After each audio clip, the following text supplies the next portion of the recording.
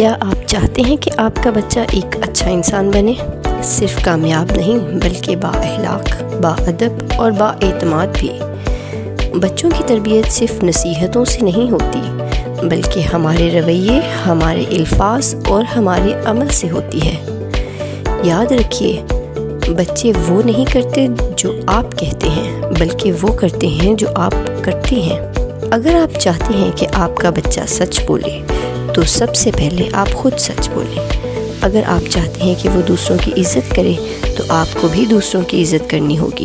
بچوں کے ساتھ وقت گزاریں، ان کی باتیں سنیں، ان کے جذبات کو سمجھیں۔ صرف ڈانٹنے سے نہیں، پیار اور سمجھانے سے تربیت ہوتی ہے۔ نبی اکرم صلی اللہ علیہ وآلہ وسلم نے فرمایا، تم میں سب سے بہتر وہ ہے جس کا اخلاق سب سے بہتر ہو۔ تو اپنے بچوں کو اچھے اخلاق سکھائیں، کیونکہ یہی ان کی اصل کامیابی ہے۔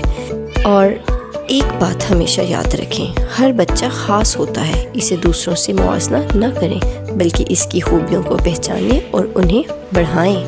آج سے عہد کریں کہ ہم اپنے بچوں کی صرف تعلیم نہیں بلکہ بہترین تربیت بھی کریں گے، کیونکہ آج کی تربیت کل کا مستقبل ہے۔